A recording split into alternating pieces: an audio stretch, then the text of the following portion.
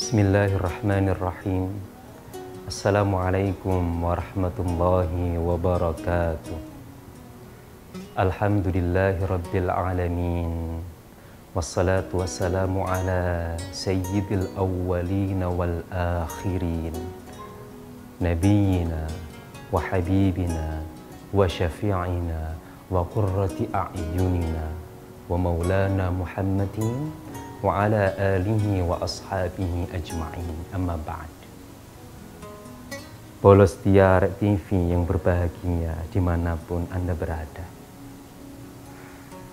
Alhamdulillah, kembali kita mengaji dan mengkaji di program kesayangan kita, Titian. Kali ini kita akan lebih dekat dengan baginda Nabi Muhammad sallallahu alaihi wasallam.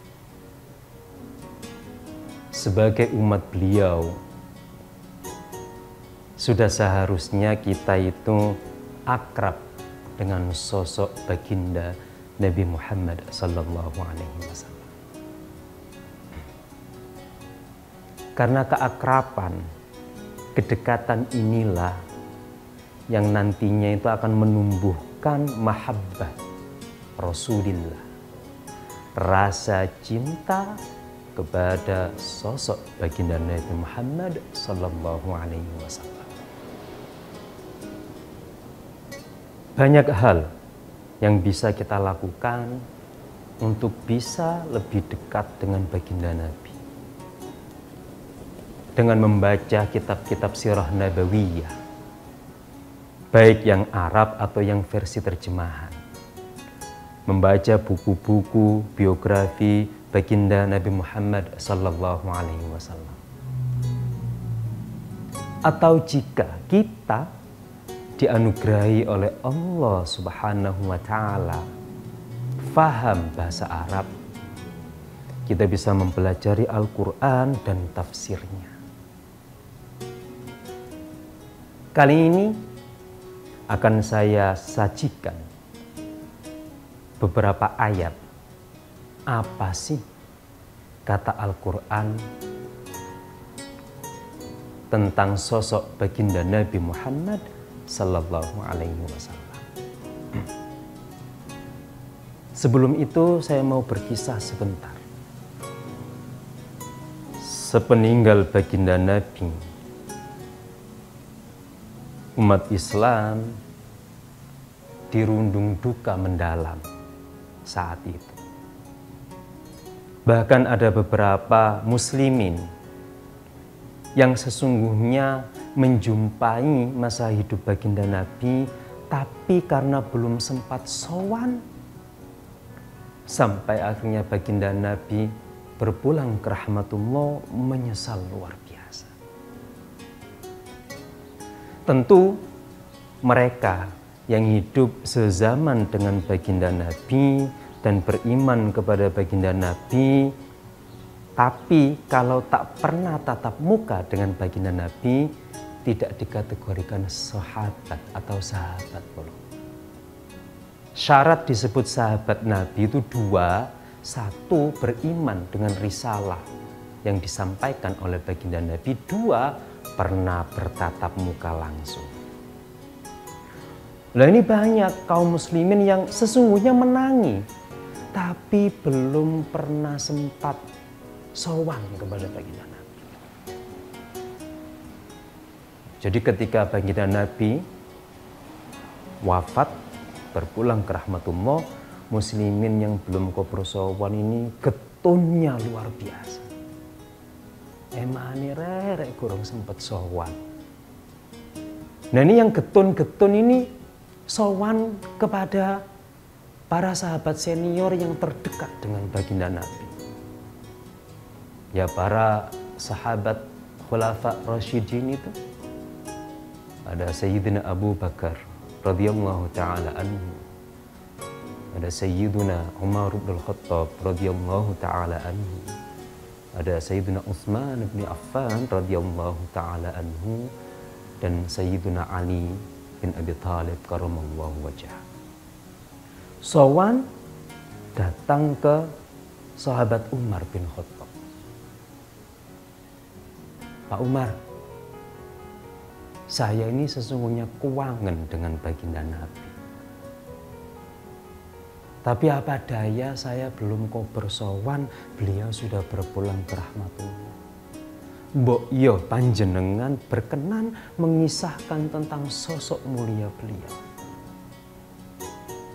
Nangis Umar. Sahabat Umar nangis seketika. Setelah nangisnya reda, jawab, bagaimana mungkin aku mampu mendeskripsikan dengan kata-kata sosok yang terlampau sempurna. Coba kamu sowan ke sahabat Abu Bakar As-Siddiq radhiyallahu ta'ala anhu. Sowan ke sahabat Abu Bakar. Bapak Abu Bakar, tolong panjenengan berkenan mengisahkan kepada saya mulianya baginda Nabi. Nangis lagi Abu Bakar dengan jawaban yang sama. Saking sempurnanya, luhurnya, budi pekerti baginda Nabi, tak satu pun sahabat itu bisa mendeskripsikan dalam kata-kata. Terakhir, sowan ke Ummul Mukminin, istri baginda Nabi, Sayyidah Aisyah radhiyallahu ta'ala anha. Ya Ummul Mukminin, wahai ibu seluruh mukminin, mbok ya panjenengan berkenan cerita ke kita tentang sosok baginda Nabi. Sayyidah Aisyah radhiyallahu ta'ala anha menangis dan menjawab yang sama. Dalam hadis beliau mengucapkan baginda Nabi itu kana khuluquhul Quran. Akhlaknya baginda Nabi itu ya Al-Quran itu, kata Sayyidah Aisyah. Jadi baginda Nabi itu ya Al-Quran berjalan itu. Nah, kita akan sajikan nih beberapa ayat. Apa sih kata Al-Quran tentang baginda Nabi Muhammad Sallallahu Alaihi Wasallam? Jangan kemana-mana bro, tetap di Titian.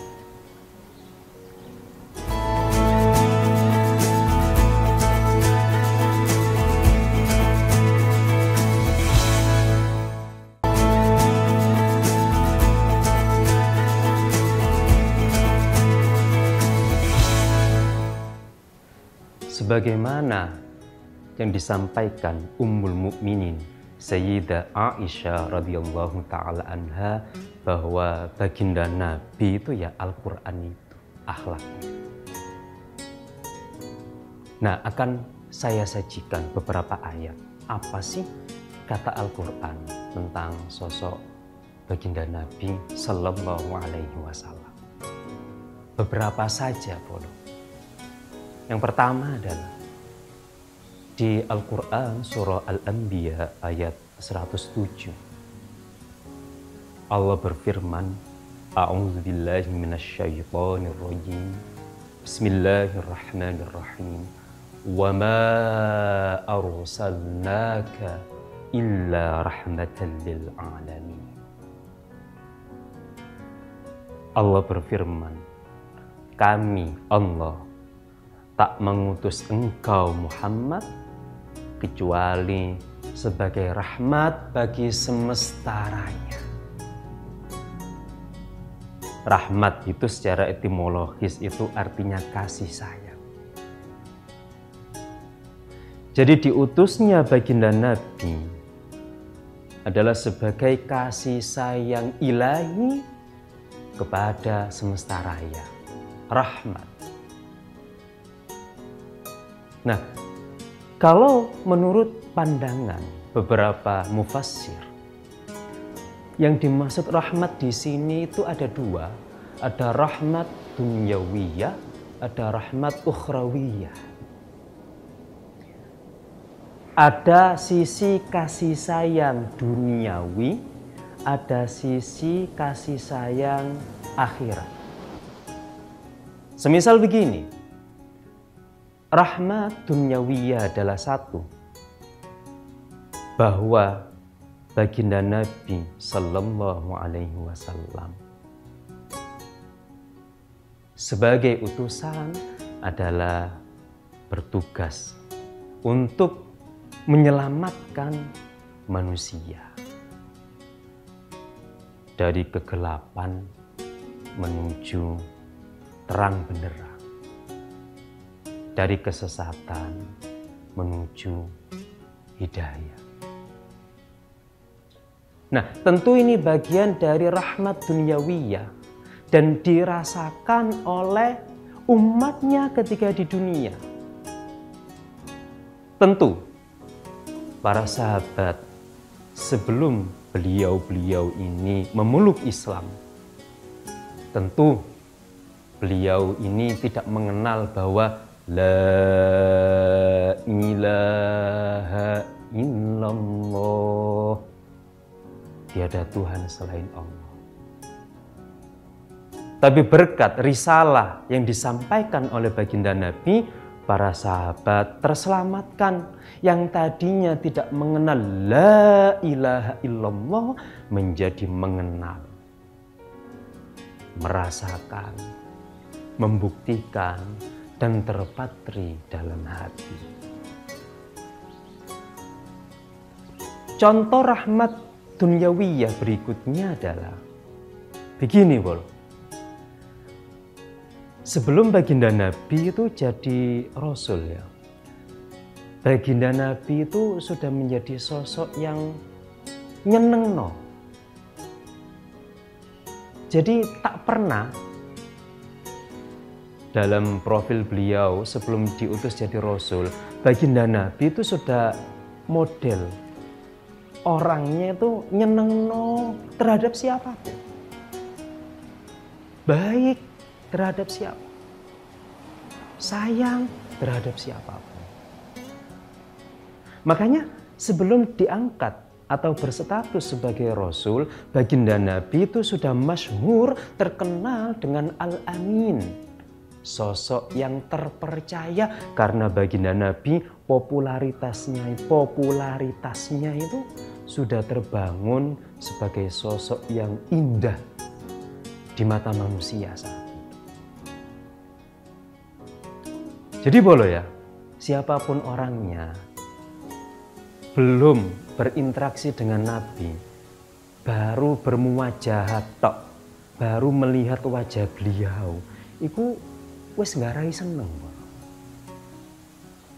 Wis ngarai seneng. Itu termasuk contoh rahmat duniawiyah. Kasih sayang Nabi kepada semesta raya itu sudah bisa terasa di dunia. Yang kedua tadi adalah rahmat ukhrawiyah. Baginda Nabi disetatuskan oleh Allah sebagai rahmat semesta raya. Ketika nanti di akhirat, contohnya adalah baginda Nabi punya atau dianugerahi hak syafaat. Nah, ini rahmat ukhrawiyah. Itu satu ya. Apa kata Quran tentang beliau? Yang pertama adalah beliau sebagai rahmat bagi semesta raya. Yang kedua, apa yang dikatakan Al-Quran tentang baginda? Di surah Al-Qalam ayat 4, Allah berfirman, wa innaka la'ala khuluqin azim. Engkau Muhammad, kata Allah,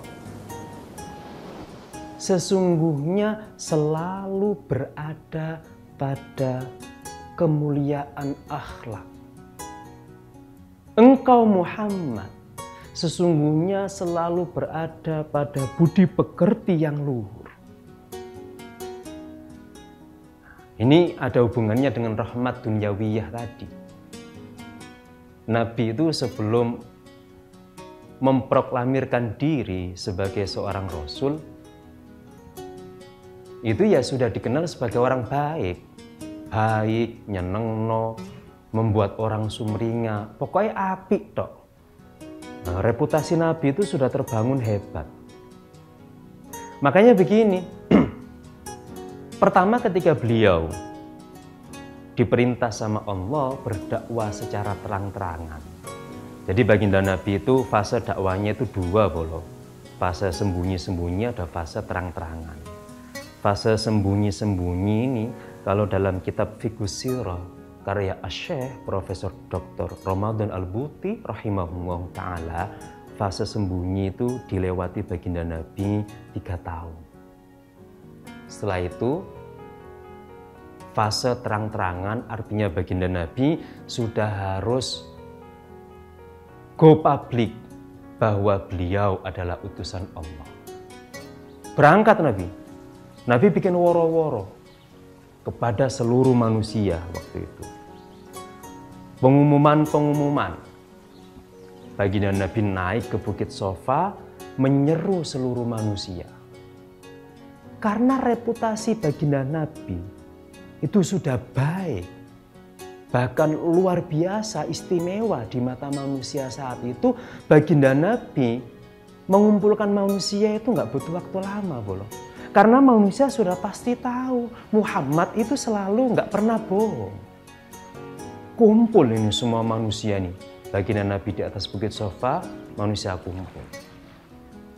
Lalu baginda Nabi bertanya, wahai manusia, dalam hadis, seandainya aku infokan kepada kalian, ada musuh menyerang kita di pagi hari dan sore hari, apakah kalian percaya? Semua serempak menjawab, percaya Muhammad. Lalu Nabi kemudian menjawab sesuatu yang mengejutkan mereka. Apa itu bolo? Tetap di Fitian, jangan kemana-mana.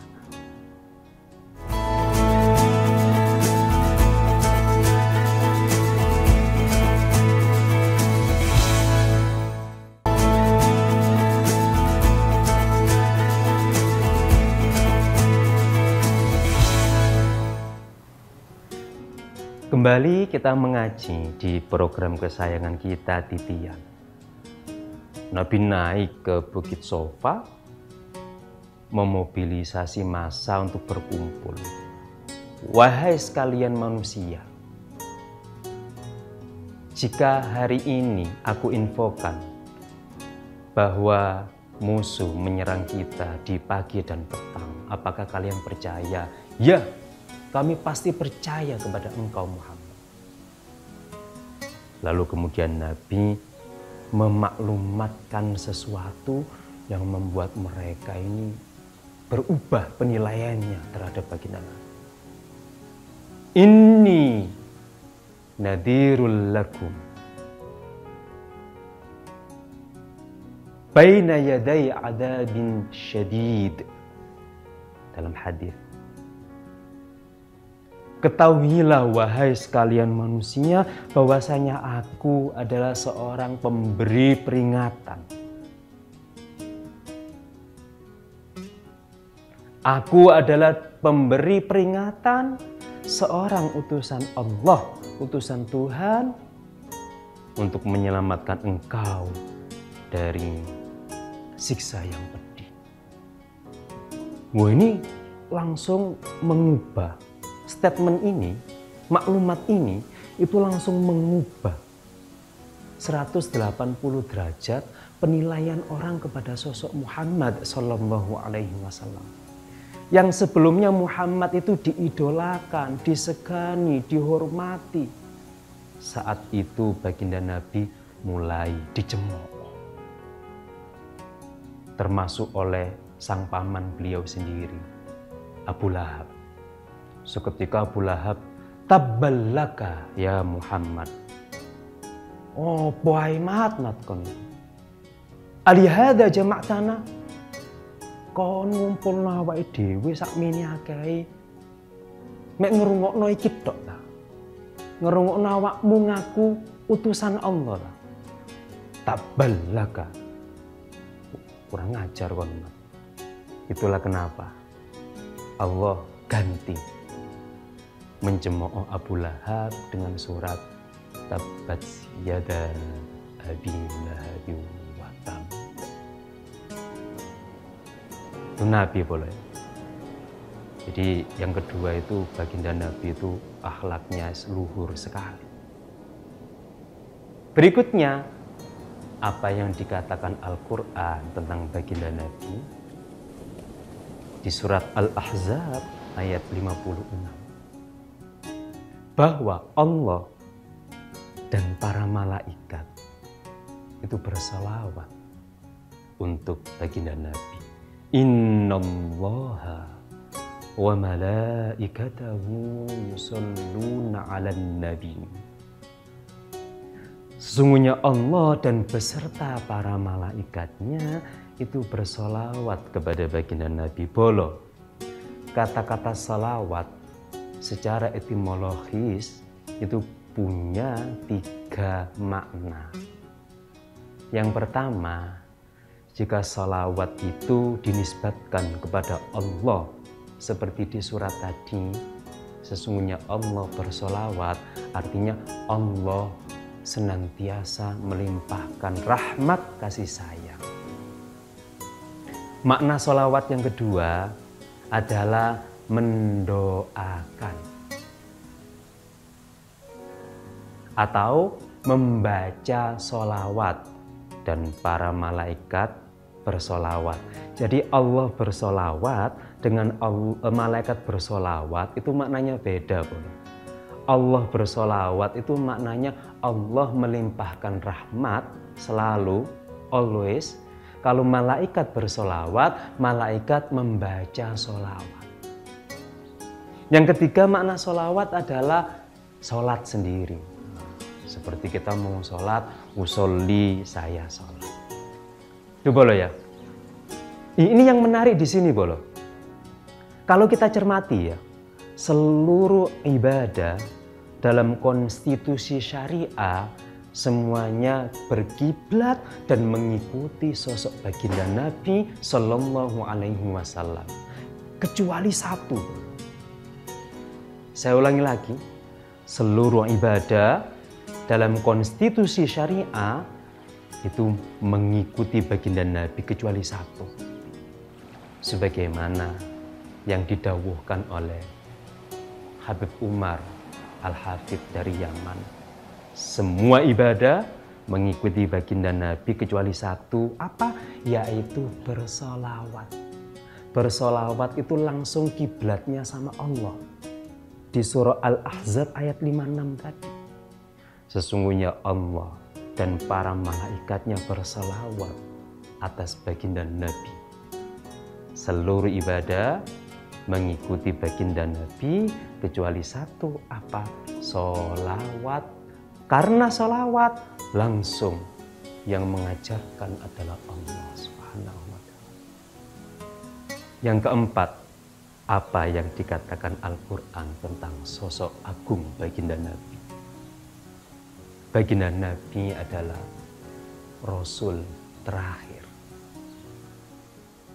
Sebagaimana tersebutkan di surah Al-Ahzab ayat 40. Ma kana Muhammadun aba ahadin mir rijalikum walakin Rasulullahi wa khataman nabiyyin. Tidaklah Muhammad itu ayah dari pria dewasa di antara kalian. Maksudnya begini, Bro. Sebagaimana kita tahu, baginda Nabi itu punya putra 3 ya. Ada putra putri, yang putra kan 3. Ada Qasim, ada Abdullah, kemudian ada Ibrahim. Makanya putra pertama Qasim ini baginda Nabi punya julukan ya Abul Qasim, wahai ayahnya Qasim. Ketiga-tiganya ini meninggal di usia kanak-kanak. Ayat ini menegaskan, maka Muhammadun aba ahadim mir rijalikum. Muhammad bukanlah ayah dari salah satu pria manapun di antara kalian. Ini penting untuk konstitusi syariah. Ini penting untuk konstitusi tauhid. Walakin tetapi Muhammad itu adalah utusan Allah dan penutup para nabi. Baginda Nabi yang dikatakan Al-Quran kepada beliau bahwa beliau adalah utusan Allah dan beliau adalah penutup para nabi, maka bolo tak mungkin lagi secara legal formal syariah ada gelar kenabian. Itulah kenapa beberapa ulama ilmu kalam punya pandangan nanti ketika Nabi Isa bin Maryam alaihissalam turun tidak lagi berstatus sebagai nabi. Karena status kenabian sudah paripurna sejak diutusnya baginda Nabi. 4 tadi bolo. Apa yang dikatakan Al-Quran. 1, beliau adalah rahmat semesta raya. 2, beliau berbudi pekerti luhur. 3, Allah dan malaikat berselawat untuk beliau. 4, beliau penutup para nabi. Terima kasih bolo telah menyaksikan. Semoga bermanfaat dan menambahkan kecintaan kita kepada beliau baginda Nabi Muhammad sallallahu alaihi wasallam. Ihdinas siratal mustaqim. Wassalamualaikum warahmatullahi wabarakatuh.